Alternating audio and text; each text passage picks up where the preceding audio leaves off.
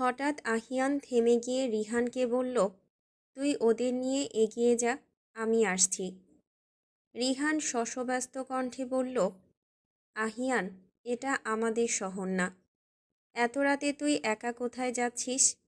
আহিয়ান মৃদু হেসে বলল, তুই যা, আমি 5 মিনিটে আসছি। তারপর রিহান আর আহিয়ানকে কিছুই বলল না। একপাশে আহিয়া ও একপাশে ত্রিধাকে নিয়ে এগিয়ে গেল সামনে। ত্রিধা রিহানকে উৎফুল্ল কণ্ঠে জিজ্ঞেস করল, আমরা কোথায় যাচ্ছি রিহান ভাইয়া?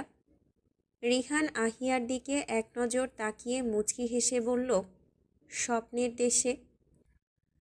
ত্রিধা তো রিহানের কথা শুনে হেসে কুটি কুটি। রাতের আধারে নীরবতার মাঝে ওর হাসির শব্দ জোরেই শোনা যাচ্ছে। রিহান ত্রিধার উদ্দেশ্যে বলল, আস্তে হাসো ত্রিধা রানী, এটা পাহাড়ি এলাকা। এখানে এত রাতে কেউ আমাদের দেখলে বিপদ হতে পারে। হাঁটতে হাঁটতে ওরা 3 জন এসে থামল বড় এক পাহাড়ের চূড়ার কাছাকাছি। ত্রিধা রাস্তার পাশে দাঁড়িয়ে নিচে তাকিয়ে বলল, আমরা এত উপরে কিভাবে আসলাম ভাইয়া? রিহান মৃদু হেসে বলল, এটাই ম্যাজিক। আহিয়া চুপচাপ ওদের সাথে দাঁড়িয়ে আছে। রিহান ত্রিধাকে একটু উঁচুতে দেখিয়ে বলল, আমরা ওই উপরে যাব। ত্রিধা তো মহা খুশি। মুহূর্তেই রিহান কয়েকটা উঁচু নিচু পাথরে পা রেখে লাফিয়ে উপরে উঠে গেল। কিন্তু সমস্যা হলো অন্য জায়গায়। ওর সাথে যে 2টা মেয়ে শাড়ি পরে আছে, তাদের কি করে উপরে তুলবে?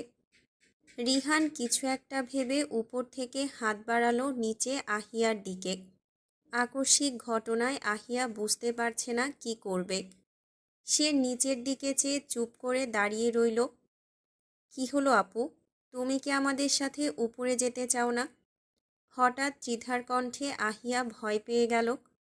তারপর ত্রিধার দিকে তাকিয়ে বলল, হ্যাঁ, যাব। বলেই হাত বাড়ালো সামনে। রিহান আলতো করে ওর নরম কোমল হাতটা ধরল। মুহূর্তেই যেন মেয়েটার সারা শরীরে বিদ্যুৎ খেলে গেল।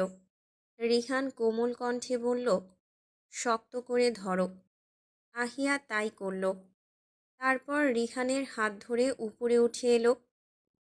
ছেলেটা এখনও চাঁদের আলোয় আহিয়ার কোমল মুখের দিকে বিভোর হয়ে তাকিয়ে আছে।